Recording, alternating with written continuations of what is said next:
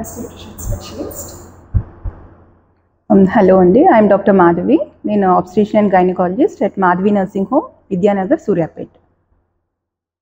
October breast cancer awareness month. So ఈరోజు మీతో మేము బ్రెస్ట్ క్యాన్సర్ అవేర్నెస్ గురించి కొన్ని విషయాలు చెప్తాము. మేడం, బ్రెస్ట్ క్యాన్సర్ అసలు ఏ ఏజ్ గ్రూప్ ఎక్కువ మీరు చూస్తుంటారు? సో మోస్ట్లీ బ్రెస్ట్ క్యాన్సర్ అన్నది అబోవ్ 50 years వాళ్ళలో ఎక్కువగా చూస్తూ ఉంటాము. కానీ ఇప్పుడున్న ఎన్విరాన్మెంటల్ పొల్యూషన్, హార్మోనల్ చేంజెస్ వల్ల కొన్ని అగ్రెసివ్ క్యాన్సర్స్ 45-40 years వరకు కూడా మనం తరచుగా చూస్తూ ఉంటున్నాము. మేడం, సిమ్టమ్స్ ఎలా ఉంటాయి బ్రెస్ట్ క్యాన్సర్కి? బ్రెస్ట్ క్యాన్సర్ అనేది మెయిన్ 5 symptoms ద్వారా మనం సస్పిషియస్గా ఉండొచ్చు. The first one is breast lump. మనం రొమ్ములో పాల్పేట్ చేసుకున్నప్పుడు ఏదైనా లంప్గా అంటే రొమ్ములో ఒక గడ్డలాగా తగలటం అనేది చూస్తూ ఉంటాము. Second is nipple discharge. మనం రొమ్ములో బుడిపి నుంచి కొంచెం రెడ్ కలర్ డిశ్చార్జ్ కానీ సమ్టైమ్స్ క్లియర్ ఫ్లూయిడ్ కానీ తరచుగా కారటం అనేది చూస్తూ ఉంటాము. థర్డ్ది స్కిన్ చేంజెస్. రొమ్ము మీద ఉన్న స్కిన్ పల్చబడటం కానీ లేదా అల్సర్ ఫామ్ అవటం కానీ, ఒక్కొక్కసారి మనకి ఆరెంజ్ పీల్ ఉంటుంది కదండి, నారింజకాయ మీద ఎలా అయితే చిన్న చిన్న గుంటల్లాగా ఏర్పడతాయో మనం ఆరెంజ్ పీల్ అపియరెన్స్ అంటాం అనమాట. సో మన బ్రెస్ట్ మీద ఉన్న స్కిన్ కూడా ఆ ఆరెంజ్ పీల్ అపియరెన్స్గా మారుతుంది. ఇంకొకటి బ్రెస్ట్లో రొమ్ము గడ్డలు అనేవి తగిలినా తగలకపోయినా ఒక్కొక్కసారి ఆర్మ్పిట్స్ అంటే చంకల్లో కూడా ఒక్కొక్కసారి మనకి గడ్డలు తగులుతూ ఉంటాయి అన్నమాట. అలా తగిలినప్పుడు కూడా మనం బ్రెస్ట్ క్యాన్సర్ని కొంచెం సస్పిషియస్గా స్క్రీన్ చేయించుకోవాల్సి ఉంటుంది. ఫైనల్గా ఏంటంటే రొమ్ము size, breast size and shape మారుతూ ఉంటుంది అనమాట. కొంచెం సైజ్ డిస్క్రిపెన్సీ అన్నది ప్రతి ఆడవారిలో చూస్తూ ఉంటాము. కానీ మేజర్ సైజ్ డిస్టర్బెన్స్ ఉన్నప్పుడు మనం బ్రెస్ట్ క్యాన్సర్ని సస్పిషియస్ చేస్తామన్నమాట. మేడం, రిస్క్ ఫ్యాక్టర్స్ గురించి చెప్తారా? యా, మోస్ట్లీ మనం రిస్క్ ఫ్యాక్టర్స్ కింద చూస్తేనండి ఫీమేల్ జెండర్, మన gender itself is a highest risk factor అనమాట. అని మనం ఆడవారుగా పుట్టడమే మేజర్ రిస్క్ ఫ్యాక్టర్ అంటాము. మేల్స్లో కూడా మనం బ్రెస్ట్ క్యాన్సర్ చూస్తూ ఉంటాము, కానీ చాలా రేర్గా చూస్తూ ఉంటాము. So female gender itself is a highest risk factor. ఇంకోటి family history of breast cancer అనమాట. మన అమ్మమ్మలకు కానీ అమ్మలకు కానీ మేనత్తలకు కానీ లేదా మన అక్క చెల్లెల్లో కానీ ఎవరికైనా బ్రెస్ట్ క్యాన్సర్ బారిన పడి ఉంటే మనకు కూడా ఆ రిస్క్ అనేది చాలా ఎక్కువగా ఉంటుంది. థర్డ్ది వచ్చేసి ఒబిసిటీ. ఇప్పుడున్న ఎన్విరాన్మెంటల్ కండిషన్స్ వల్ల ఒబిసిటీ ఒకటి, స్మోకింగ్, ఆల్కహాల్. స్మోకింగ్ అంటే మనం స్మోక్ చేయాల్సిన అవసరం లేదు, ఈవెన్ ప్యాసివ్ స్మోకింగ్ పక్కనే అంటే మనకి ఆడపిల్లలు పెద్ద మనిషి అవ్వటం అనేది ఎర్లీ ఏజెస్లో చూస్తున్నాము. ఇప్పుడు 12 years, 10 years, 11 years కూడా మెచ్యూర్ అయిపోతున్నారు. So early age of menarche, late age of menopause. అంటే మామూలుగా మెనోపాజ్ అనేది మనం 48 years, 47 yearsకి అయిపోవటం చూస్తూ ఉంటాం. సో మోర్ దెన్ 50 years వరకు కూడా మన పీరియడ్స్ కంటిన్యూ అవుతా అంటే హై రిస్క్ ఉంటుంది అనమాట. ప్లస్ హార్మోన్ రీప్లేస్మెంట్ థెరపీ, ఎక్కువగా హార్మోన్స్ యూస్ చేస్తున్నా అంటే for example OC pills use చేస్తాం కాంట్రసెప్షన్ కోసం అట్లాను. So more than 5 years of hormones OC pills కానీ అట్లాంటివి యూస్ చేస్తూ ఉంటే అప్పుడు మనం డాక్టర్ని సంప్రదించి ఇంకా ఎక్స్టెన్సివ్గా యూస్ చేయొచ్చా లేదా చూసుకుంటూ ఉండాలన్నమాట. సో హార్మోన్ రీప్లేస్మెంట్ థెరపీ ఒకటి, more use of OC pills, ఇవన్నీ కూడా రిస్క్ ఫ్యాక్టర్స్ కింద చూస్తామన్నమాట. బ్రెస్ట్ క్యాన్సర్ డిటెక్షన్కి ఏమేమి టెస్ట్ ఉన్నాయి? బ్రెస్ట్ క్యాన్సర్ డిటెక్షన్ అనేది మనం స్క్రీనింగ్ టెస్ట్లు, కన్ఫర్మేటివ్ టెస్ట్లుగా డివైడ్ చేసుకోవచ్చు అనమాట.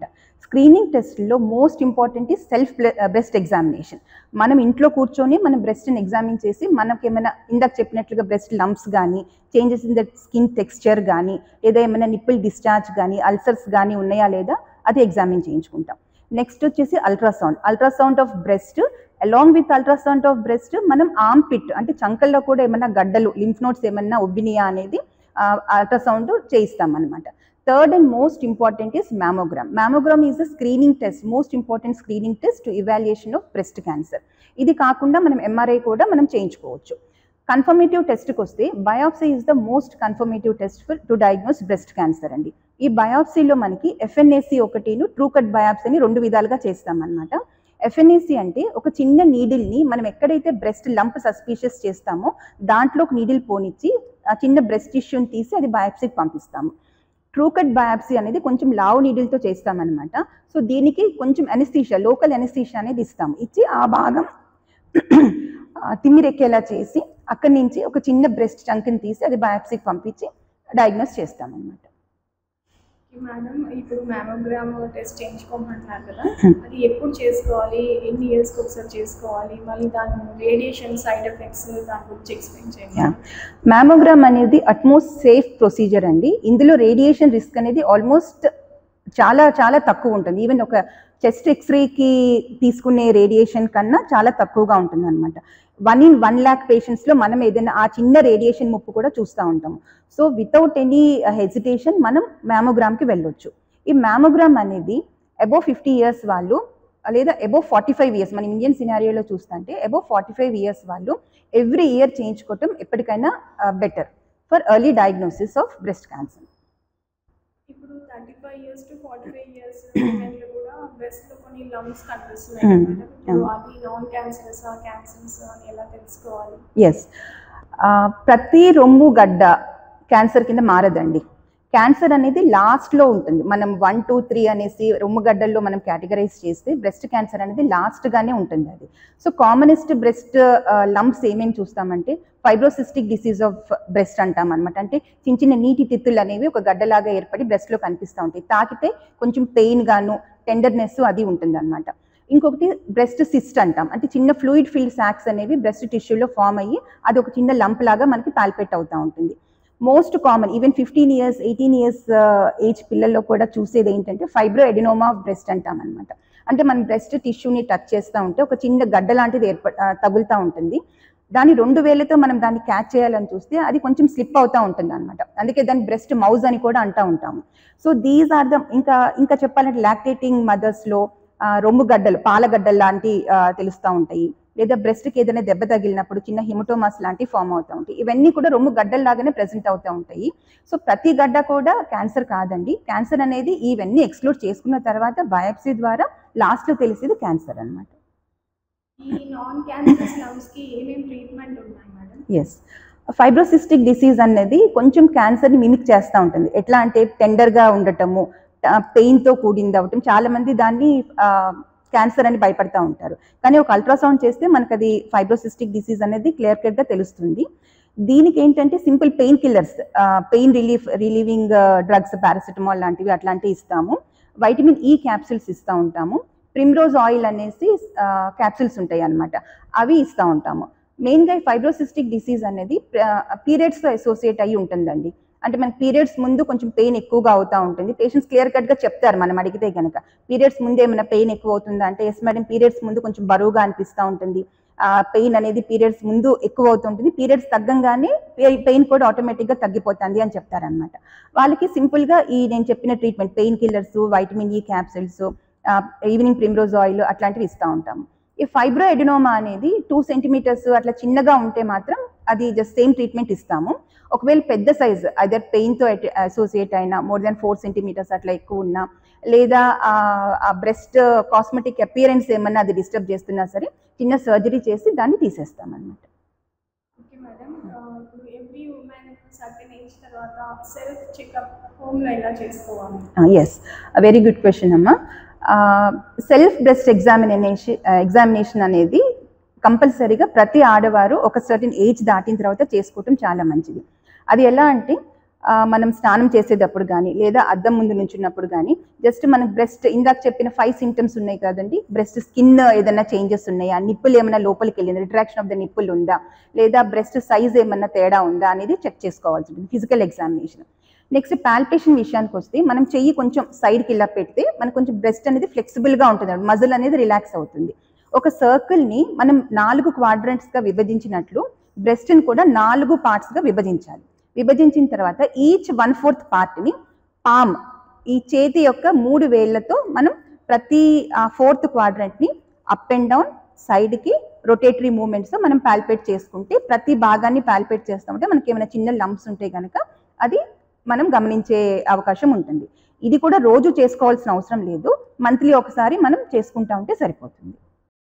డాక్టర్ మాధవి గారు, మీరు ఇందాక చెప్పిన టెస్ట్ అల్ట్రాసౌండ్ మ్యామోగ్రామ్ కాకుండా ఒకవేళ ఫ్యామిలీ హిస్టరీలో ఉందనుకోండి బ్రెస్ట్ క్యాన్సర్, ఏమైనా జెనెటిక్ టెస్ట్ అలా చేసుకోవచ్చు? ఎస్, డెఫినెట్గా చేసుకోవచ్చు అండి. BRCA1 అండ్ BRCA2 అనే జీన్స్ బ్రెస్ట్ క్యాన్సర్ కారణం అవుతాయి అనేది సైంటిస్టులు కనుక్కున్నారనమాట.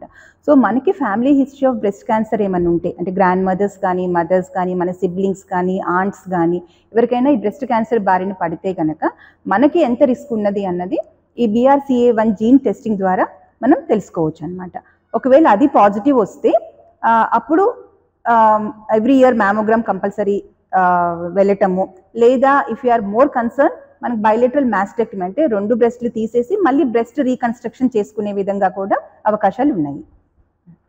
మేడం, ఇప్పుడు అర్బన్లో ఎక్కువ చూస్తామా లేకపోతే రూరల్ పాపులేషన్ ఈ బ్రెస్ట్ క్యాన్సర్ ఎక్కువ కనిపిస్తుంది? Yes, most of the breast cancers మనం అర్బన్ పాపులేషన్లోనే ఎక్కువగా చూస్తూ ఉంటామండి when compare to rural population.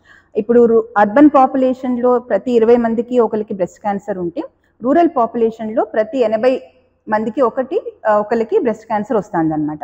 కారణాలు ఎందుకు అంటే అర్బన్ పీపుల్లో లేట్ మ్యారేజెస్, అంటే 30-35 కెరియర్ ఆప్షన్స్ కానివ్వండి, చదువు గురించి కానివ్వండి, దేనివల్ల అయినా సరే లేట్ మ్యారేజెస్ ఉంటాయి అనమాట.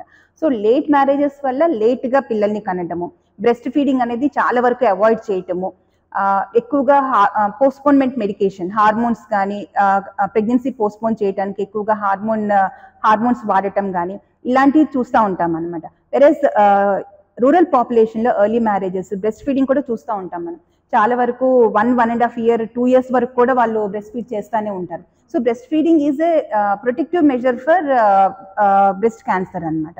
సో దానివల్ల మనకు రూరల్ పాపులేషన్లో ఈ ఇన్సిడెంట్స్ అనేది బ్రెస్ట్ క్యాన్సర్ ఇన్సిడెంట్స్ చాలా తక్కువగా చూస్తూ ఉంటాం. చూసారు కదా బ్రెస్ట్ క్యాన్సర్ మీద మేడం చెప్పిన విషయాలు. మీరు లైఫ్ స్టైల్ మోడిఫికేషన్ చేసుకుంటూ, కొన్ని వర్కౌట్స్ ఫాలో అవుతూ, balanced and healthy nutritious food తీసుకుంటూ, omega-3 rich foods, anti oxidant rich foods తీసుకుంటే ఇలాంటివి మనం కొంత ప్రివెంట్ చేయొచ్చు. థ్యాంక్ యూ డాక్టర్ మాధవి గారు. Thank you so much. Thank you అండి.